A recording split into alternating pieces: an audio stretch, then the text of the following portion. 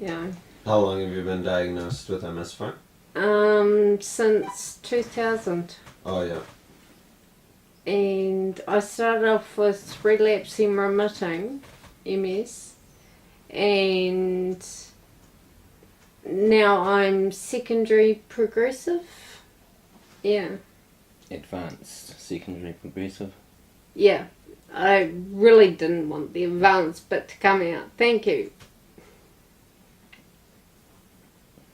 And I started getting headaches in about 1990, and I started going to doctors and telling them I was getting headaches, and they told me that I was imagining it, that I was neurotic, that there was nothing wrong with me. That went on for 10 years until it got to the stage where I actually couldn't move my head like that anymore, because my whole head was just on fire and my neck was all stiff. And I went to my normal GP was away and another GP was filling in, and he listened to my story and he says, well, we need to give you a CT scan. And I came out of that, and the radiologist says to me, we aren't normally allowed to talk to people about what we find, but we're going to have to send you straight back in for an MRI. We've found something pretty bad. They sent me straight back in right then and there for an MRI, and then told me they'd send the results to my doctor.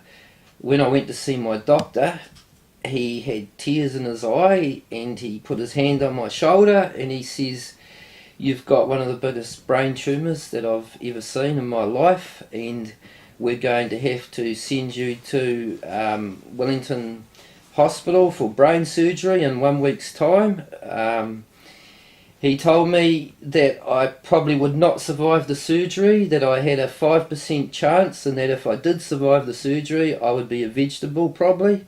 He told me to say goodbye to my wife and kids, to put my financial affairs in order, and report to Wellington Hospital in 5 days' time for surgery. I reported to the hospital. I had to stay the night. They were going to do surgery the next morning, and a priest came to see me and read me the last rites, because I'm a Catholic, and the next morning they prepped me for surgery and they were wheeling me in, and my endocrinologist came in and said, I've looked at these scans and I think it's a tumour of your pituitary gland at the base of the brain rather than a tumour of the brain itself. So she said, if it is a pituitary tumour, we can treat it with this experimental drug from America and you won't have to have an operation. And I just threw up all day long. As soon as they gave it to me, all day long, I just lay on a couch with a bucket next to me, and every time I raised my head, I threw up. When there was nothing left to throw up, I just dry retched. And I lived like that for about a year. And I used to go on the web, because I was a computer engineer before that, and I knew all about the internet, and I used to go on the web and try and understand what was happening to me. And people on the internet said that other people on bromocriptine, they said to me that smoking cannabis had stopped them throwing up. Well, I didn't know anybody that smoked cannabis, so it took me a long time to actually locate some, but eventually I did manage to locate some cannabis. And I tried it, and I didn't throw up. I couldn't believe it. I couldn't believe it. I've been throwing up for a year non-stop, and I smoked this joint, and I felt good. And I was like, wow. And so I went out and started buying cannabis, and I didn't throw up anymore. And so I did a lot of research about indigenous people. Going back hundreds, even thousands of years, I found out that people have used cannabis medicinally.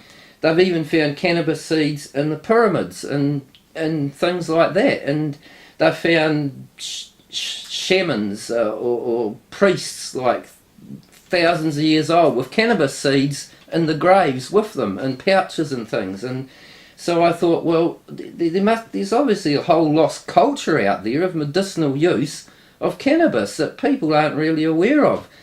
So I started trying to track down these really, really rare seeds, and it took me a long, long time. Like, they're very hard to get, and in the end I could only get them from backpackers who had actually gone to these places like Indonesia, the Himalayas, the jungles of Burma and Thailand, and had collected seed and brought it back. And I found out the difference is huge. The difference between a proper, genuine, pure tropical cannabis plant from way up in the jungle and one of these commercial bushy fat bud strains is like day and night. You smoke AK-47 or whatever, any of these Dutch strains, and they give you what they call couch lock. You'll sit there and you don't want to move, and you get the munchies, and a lot of people who smoke it a lot, you lose motivation and things like that. The tropical ones are the opposite. They pick you up. You can be feeling really down and depressed and tired. You smoke it, and suddenly you want to get up and clean the house and do the garden and mow the lawns. And I thought, wow, this is what sick people need. They're already locked into wheelchairs and couches and things like that, and they don't want something that's going to just make them blob out even worse. They need something that's going to pick them up and make them feel energetic and put a bit of spark back in their life. And so I really, really began to believe in that, and I thought, this is a whole secret thing that nobody's looking into, nobody's researching, nobody's doing anything about it. They're just taking all these commercial cannabis plants and saying this is medicinal marijuana, and nobody's bothering to actually hunt down all these real old rare strains and just see what they do. And that became my crusade, and I thought I was really onto something, you know. This is how stupid I am. I thought scientists and people at universities in New Zealand like Dunedin and Massey and that, I thought they'd be, wow, you know, this is great. And I started writing to them. I've been writing for 10 years to people who are into plants and politicians, and I've even written to the police because I didn't want to get busted all the time. And I've said to them, this is what I'm trying to do, you know. How do I do this without getting busted? And everyone just ignored me. Most people never even wrote back to me, and I was just so serious. I didn't want to break the law. I've never wanted to break the law ever. If I was going to be a dealer or a criminal, I wouldn't be writing to all these people and telling them what I'm doing. To give you some idea of what my life's like, I take these injections and I take the pills, and then I feel good.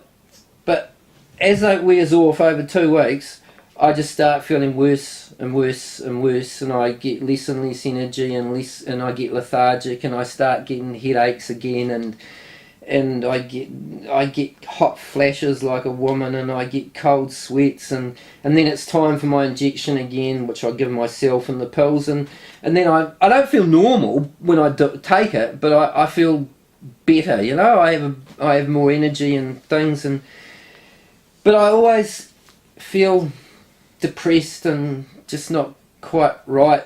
But when I smoke dope, I feel great, you know. I feel great, and that's what I've really tried to understand, and I've had to do it on my own. I've tried to talk to my endocrinologist, and I've tried to talk to all sorts of doctors, and they just aren't interested in the whole medical marijuana thing. They're not interested, you know. Yeah.